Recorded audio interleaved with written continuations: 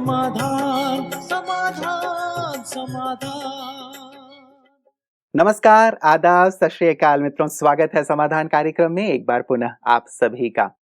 कल परम सद्गुरु के संबंध पे हमारी चर्चा हो रही थी कि कैसे परमात्मा से परम सद्गुरु का संबंध जोड़ा जाए, और ये भी बात हो रही थी कि जहाँ गुरु और शिष्य की बात आती है वहाँ समर्पणता का बड़ा ही अहम रोल है, भूमिका है, क्योंकि जब तक आप समर्पित नहीं होते हैं तब तक गुरु कैसे आपको निर्मित करेंगे।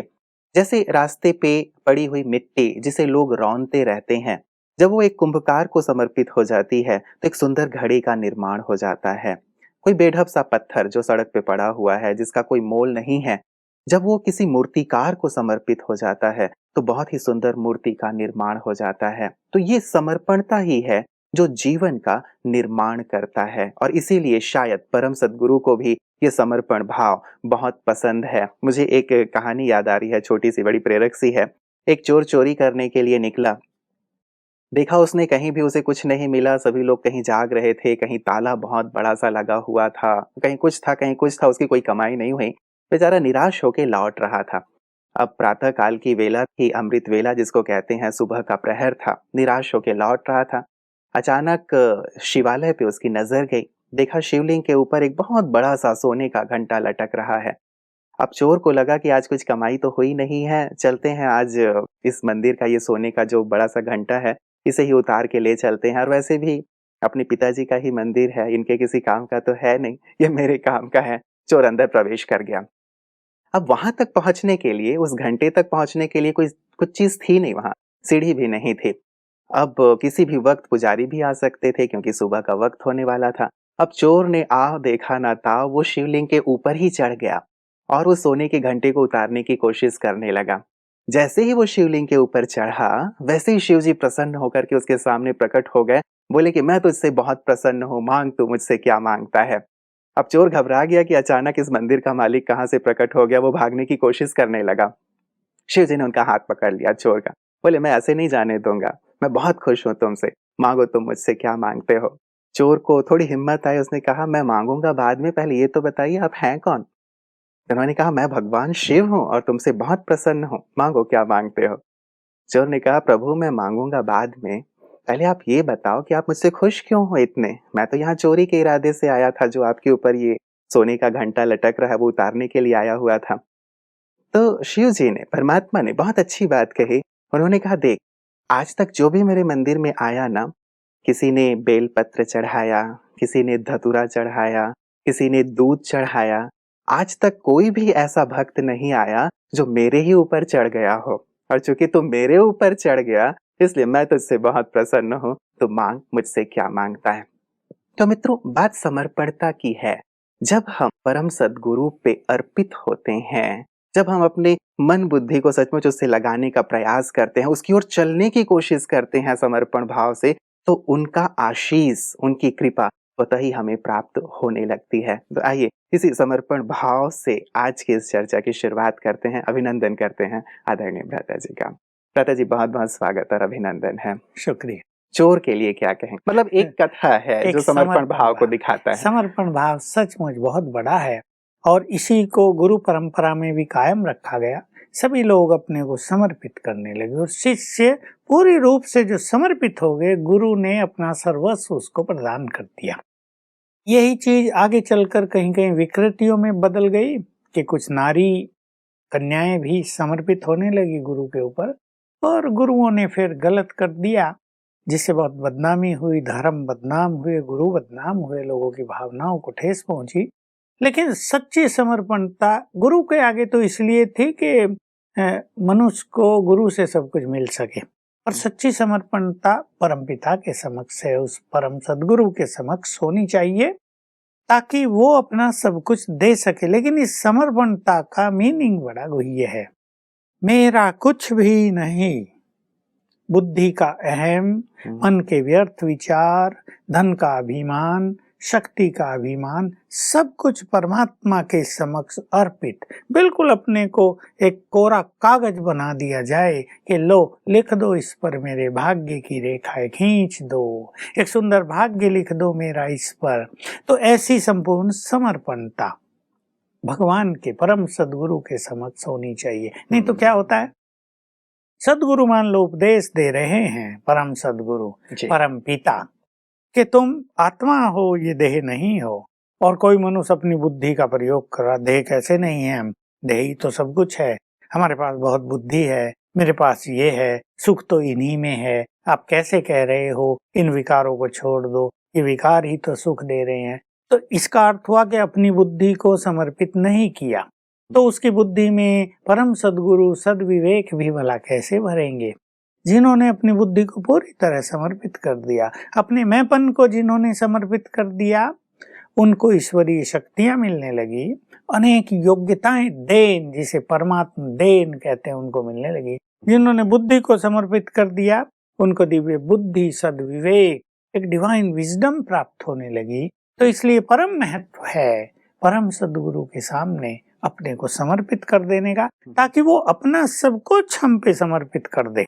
देखिए, हम इधर से कहेंगे हे परम सद्गुरु मेरा सब कुछ तुमको समर्पित, और उधर से उसकी ओर से आवाज आएगी, बच्चे मेरा सब कुछ तुमको समर्पित, मेरी सारी शक्तियां तुमको समर्पित, मेरे वरदान तुमको समर्पित, मेरा स्वर्ग जिसको मैं रचने आया हूँ उसका राजभाग्य भी तुमको समर्पित, मेरी संपूर्ण सुख शांति आनंद प्यार भी तुमको समर्पित।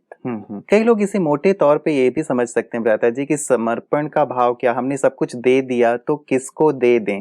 ये भाव थोड़ा सा स्पष्ट करें कि हमने समर्पित किया तो अपने पास ही रखें, कहीं दे दें, या किस प्रकार से फिर अपने जीवन को चलाएं। ये सचमुच समर्पणता बहुत ही गुह्य विषय है। मान लो किसी के पास बहुत सारा धन है और उसने अपने परम सद्गुरु के आगे कहा मेरा सब धन तुमको अर्पित।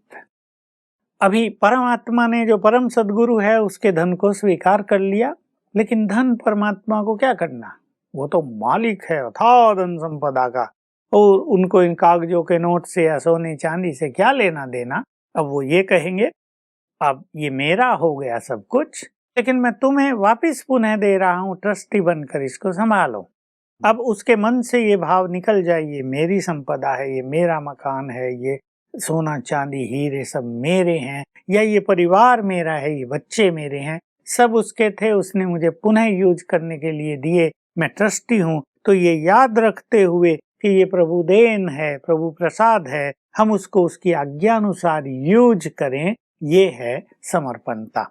समर्पणता एक बहुत गहरा सब्जेक्ट है जी। मन की समर्पणता, संबंधों की समर्पणता, इवन अपने कर्मों की समर्पणता, बुद्धि की समर्पणता, और जो मन के बोझ और चिंताएं और टेंशन है उनकी भी फाइनली समर्पणता।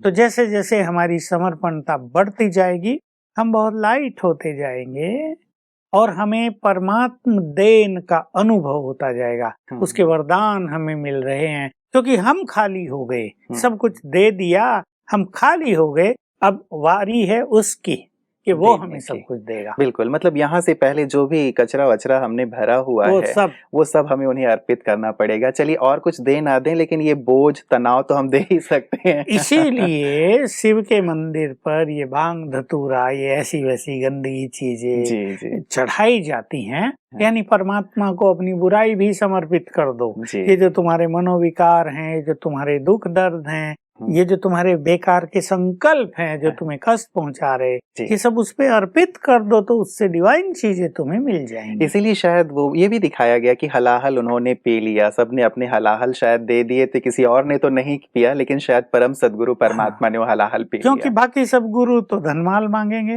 भाई ये दे दो वो दे दो, तो कम से कम फूल फल तो दो, लेकिन वो मांगता है अंदर की गंदगी, मनोविकार, दुख दर्द। तो यही हलाहल है, यही विष है, ये देने से अमृत हमें रिटर्न प्राप्त होता है। बहुत सारे लोग ये कहते हैं, जब हम ये कहते हैं कि भाई परमात्मा को सब कुछ दे दो, तो वो कहते हैं हमने दे दिया लेकिन वो फिर हमारे पास वापस आ गया। हमने बोझ तो दे दिया लेकिन वो बोझ अब भी महसूस हो रहा है, तनाव भी दे दिया लेकिन अब भी तनाव महसूस हो रहा है।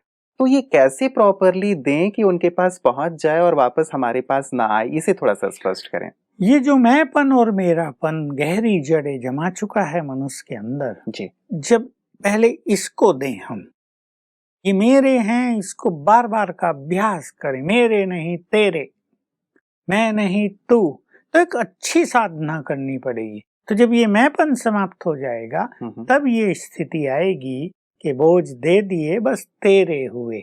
लेकिन फिर अगर वो अपने पास आते हुए महसूस होते हैं, फिर दो कि हमने तो दे दिए हैं ना, याद करो कि हमने दे दिए हैं, वो जिम्मेदार है, वो संभालेगा, अब मुझ पर इनका बोझ नहीं। तो धीरे धीरे प्रैक्टिस करते करते ये निश्चिंत स्थिति, ये साक्षी भाव, ये डबल लाइट की स्थिति आती जाएगी। मतलब वो हम देते हैं तो वो तो ले लेते हैं, लेकिन शायद वो गठरी बार बार हम खींच लेते हैं क्योंकि मैंपन और मेरापन गहरी जड़ें जमा चुका है। बिल्कुल। तो भ्राता जी, ये विशेष करके ये जो प्रश्न है बड़ा महत्वपूर्ण हो जाता है, क्योंकि ये बहुत सारे लोग कहते हैं कि हमारे पास जो भी बोझ, गंदगी या पास्ट का जो भी हमारे पास भरा हुआ है वो सब हम देते हैं, लेकिन वो बार बार रिटर्न आता है। तो और क्या क्या तरीके हो सकते हैं? एक तो हमने बोला उन्हें कि ले लो, उन्होंने ले लिया, लेकिन शायद हमने खींच लिया। और क्या कुछ तरीके हो सकते हैं जो सहज रूप से सब कुछ उनके पास ही चला जाए? बहुत सिंपल एक विधि है जो बाबा के समय से, जब से बाबा यहाँ थे, बाबा ने सिखाई थी। लेकिन ये बात सच्चे मन से करने की है कि जो कुछ भी है रोज रात को एक पत्र के रूप में लिखना प्रारंभ करें। खुदा दोस्त के नाम पत्र, अपने परम सदगुरु के नाम पत्र, अपने परम प्रियतम के नाम पत्र, जो कुछ भी हम कहना चाहते हैं, जो कुछ भी उन्हें देना चाहते हैं, सच्चे मन से उनको अर्पित कर दें, उनको उनके आगे रख दें। कभी कभी ऐसा होता है भोग लगाया जाता है परम सदगुरु को, उसके भोग में वो कागज रख दें कि ये भी तुमको भोग लगा देते हैं। मन के बोझ हो, चाहे कोई मनोविकार तंग कर रहा हो, चाहे कोई चिंता लगी हुई हो, ये देने से मन हल्का होगा। अगर आपका मन हल्का हो गया तो समझ लो कि गया। और मान लो आपका मन फिर भारी है, तो आपके अंदर मैंपन और मेरापन है, तो फिर लिखो, सच्चे मन से देने लगो। भले ही आपके पास कुछ नहीं है, लिख कर फिर उसको जला दो, मैंने तुमको अर्पित कर दिया। थोड़े दिन ये प्रैक्टिस कर लेने से मन उस बोझ से मुक्त होने लगेगी। बिल्कुल, मतलब ये भी एक सुंदर तरीका हो सकता है। चलिए, इस तरीके को भी सभी अपनाएं और परम सदगुरु जो हमारी मदद करने को आए हैं उनकी मदद का भी अनुभव करें। भ्राता जी, एक प्रश्न हमारे पास, जो सदगुरु के संबंध की बात चल रही है, तो एक प्रश्न आया था कि सदगुरु बिगड़ी को बनाते हैं, हमारी बिगड़ी को भी क्या वो बनाएंगे, और इसके लिए हमें क्या करना होगा? ये बहुत आम मान्यता है कि जो हमारे सदगुरु होते हैं, गुरु होते हैं, हमारी कोई भी बात बिगड़ी हो बना देते हैं। पहली चीज तो यही लोगों की स्थूल दृष्टि रही है कि भाई काम बिगड़ गया, बिजनेस बिगड़ गया, बच्चे बिगड़ गए और कहीं उलझने आ गई, उसको ठीक कर दें परम सदगुरु। ये काम भी उनकी ओर से होता है। परंतु पहली बात ये थी कि हमारा जीवन ही बिगड़ गया, हमारी मानसिक स्थिति बिगड़ गई, हमारी प्योरिटी नष्ट हो गई, मनोविकारों ने हमारे चारों ओर घेराव डाल लिया है। ये बिगड़ी, पहले परमात्मा इस बिगड़ी को बनाते हैं, यानी हमें, यानी मनुष्य आत्माओं को, अपने बच्चों को ठीक करते हैं, सुधारते हैं।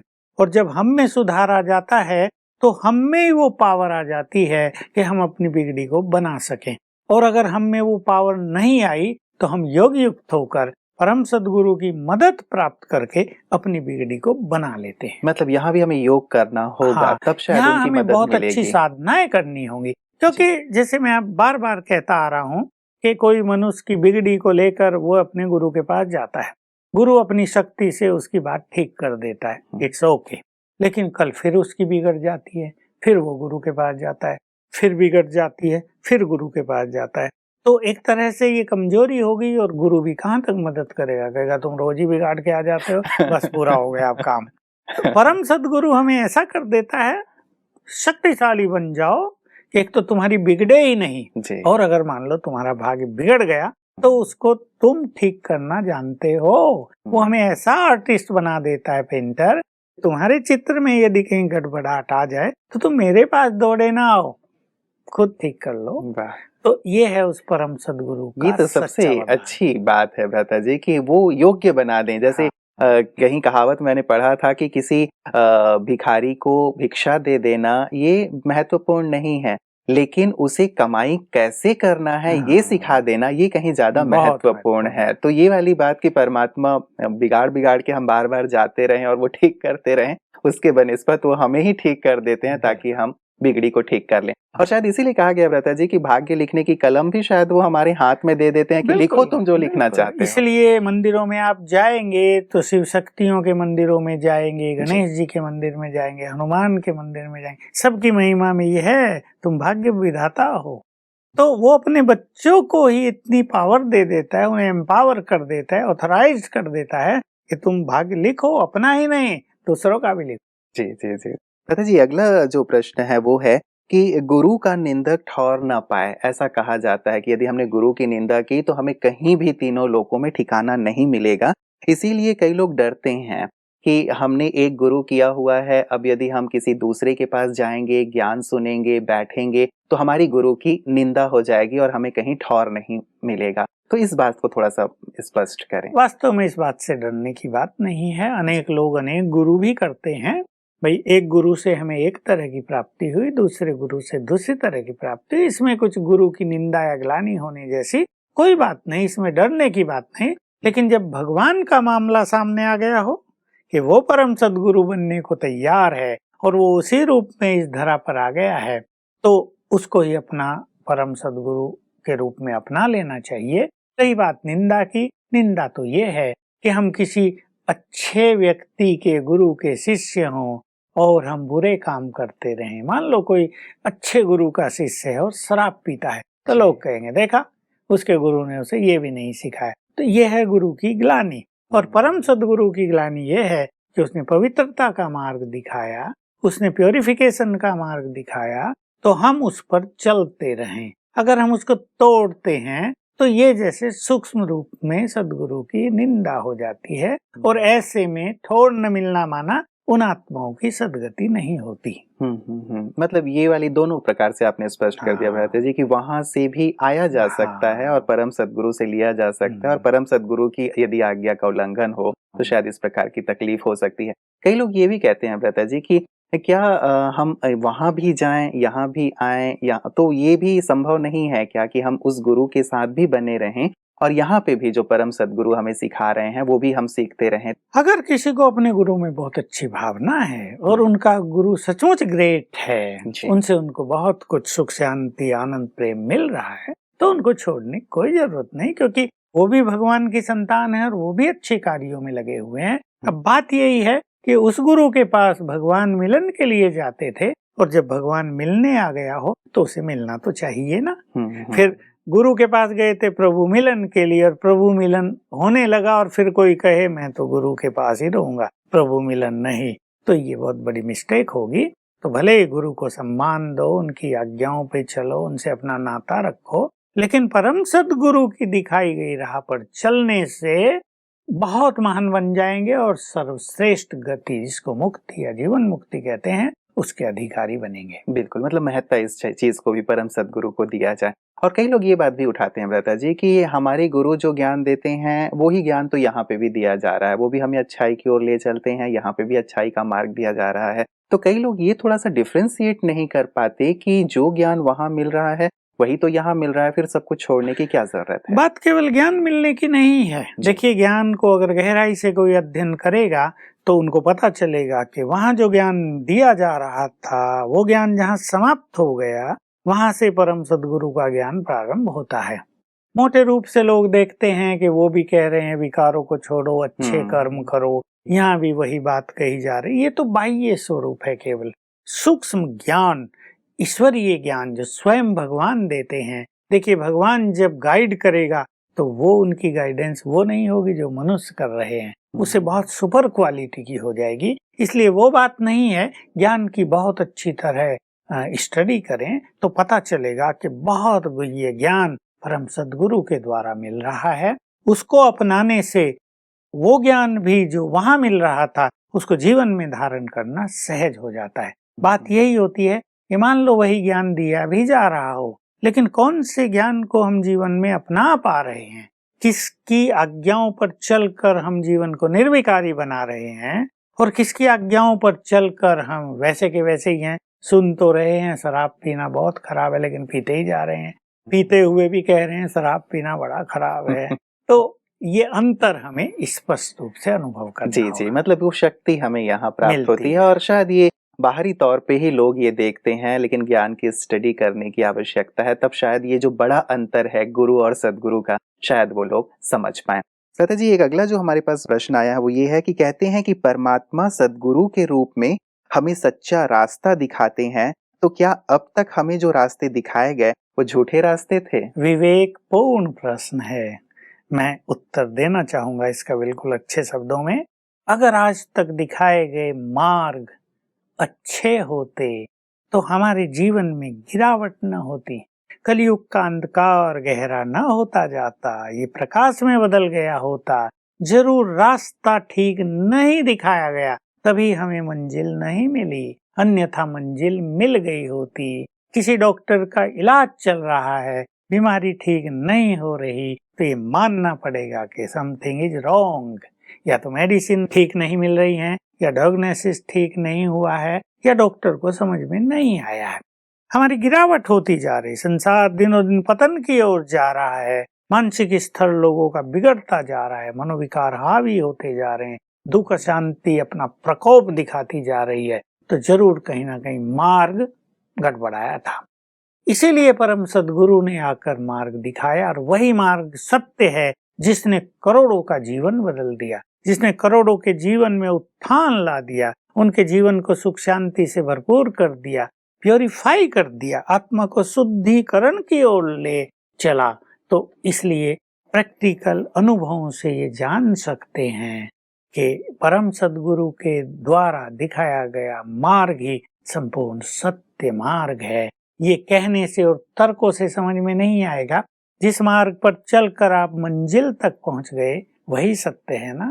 ट्रेन आपने पकड़ी थी दिल्ली जाने के लिए, दिल्ली पहुंच गए तो ट्रेन ठीक थी ना, और पहुंच गए हो मुंबई तो कहेंगे ट्रेन ठीक नहीं पकड़ी। तो जिन मार्गों पर हम चलते रहे, चलते चलते बल्कि राह भटक गए, और ईश्वरीय मार्ग पे चलने से हमें मंजिल मिलती है, यही उसके सत्य होने का प्रैक्टिकल प्रूफ है।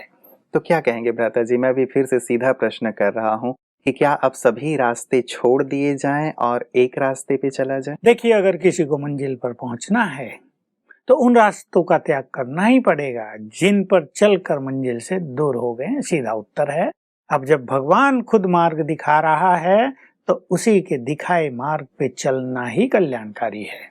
तो ये सत्य मार्ग है क्या भ्राता जी, और कैसे माने? क्योंकि अब ये कहा गया कि हम जिस रास्ते पे चलते रहे हैं बहुत लंबी दूरी तक शायद हम निकल गए हों किसी के साथ चलते चलते, अब ये कहा जाए कि वो रास्ता ठीक नहीं है, अब इस रास्ते पे चले, तो फिर से इस रास्ते को ठोक बजा के देखना चाहेगा कि भाई ये रास्ता कैसे सत्य है और ये सचमुच क्या हमें मंजिल तक ले जाएगा। ये सत्य है कि जो मनुष्य धोखा खा चुका है, जो मनुष्य दूर निकल चुका है, वो इस रास्ते की परख अवश्य करेगा, और परखने के लिए उसे 6-8 मास इस मार्ग पे अवश्य चलना चाहिए। उसके लिए ज्ञान लेना चाहिए और राज्यों का अभ्यास करके देखना चाहिए। यदि उसको आत्मसंतुष्टि होने लगे, यदि उसको लगे इस मार्ग पे चलने से हमारा चित्त शांत हो रहा है, हम मनोविकारों से छूटते जा रहे हैं, प्रभु मिलन के सुंदर अनुभव प्रारंभ हो गए हैं, तो यही बात उसे कन्विंस करेगी इस मार्ग पे चलने के लिए। चलिए, बहुत सुंदर भ्राता जी आपने प्रकाश दिया है, और लगता है कि इस श्रेष्ठ मार्ग पर चलने के लिए हमें सचमुच बहुत सुंदर ज्ञान की भी आवश्यकता है, और इतने सारे अनुभव जो आप रख रहे हैं उसके माध्यम से भी हमें ये संबल प्राप्त हो रहा है। निश्चित रूप से हमारे दर्शक भी इस पे विचार करेंगे। आज के सुंदर प्रकाश के लिए आपका बहुत बहुत शुक्रिया। मित्रों, जो बात भ्राता जी कह रहे थे, हम लोग कई बार इस बात पे विचार कर चुके हैं कि यदि हम किसी डॉक्टर के पास जाते हैं किसी बीमारी के को लेकर के कि डॉक्टर साहब ये बीमारी है, और वो हमें दवा देते हैं, हमने 2-4 दिन लिया और ठीक नहीं होते, तो निश्चित रूप से हमें विचार आता है कि शायद दवाई ठीक नहीं है, चेंज करने की ज़रूरत है। हम दूसरे डॉक्टर के पास जाते हैं, तीसरे के पास जाते हैं, चौथे के पास जाते हैं, तब तक जाते रहते हैं जब तक कि बीमारी ठीक नहीं हो जाती। और अब तक यही स्थिति हमारी रही है कि लगातार हम शांति की तलाश करते रहे हैं, सुख की तलाश करते रहे हैं, सत्य की तलाश करते रहे हैं, लेकिन शायद अंदर में जो तृप्ति होनी चाहिए कि हाँ, मैंने सत्य को पा लिया, मैंने उस शांति, उस सुकून को पा लिया, या मैंने सृष्टि के रहस्य को समझ लिया, शायद ये बात अब तक हमारे दिल में नहीं आई थी। इसीलिए एक सत्य मार्ग जो अब परम सद्गुरु हमें दिखा रहे हैं, जैसे भ्राता जी लगातार कह रहे हैं, लाखों लोग जिस मार्ग पे चल के परम सत्य का अनुभव कर रहे हैं और साथ ही अपने जीवन में सुकून और शांति का अनुभव कर रहे हैं। न केवल इतना, लेकिन उस सर्वोच्च पद तक पहुंचने का प्रयास कर रहे हैं जिसकी अभिलाषा मानव मन में हमेशा से थी और जो मानव जीवन का लक्ष्य ही है कि हम मुक्ति और जीवन मुक्ति को प्राप्त करें। उस परम सत्य तक पहुंचकर संपूर्ण सत्य को जान लें, इस बात की जो सदियों से हमारी कामना थी शायद इस मार्ग पे चल के संभव होगी। लेकिन बात वही है कि हम एक बार प्रयास करें, हिम्मत का एक कदम बढ़ाएं, क्योंकि जब हम खुद करेंगे तभी इस चीज का शायद अनुभव कर पाएंगे। तो परम सद्गुरु के साथ और कैसे नजदीक पहुंचें, इस विषय पे हमारी आगे भी चर्चा जारी रहेगी। आप बने रहिएगा समाधान कार्यक्रम में हमारे साथ। नमस्कार।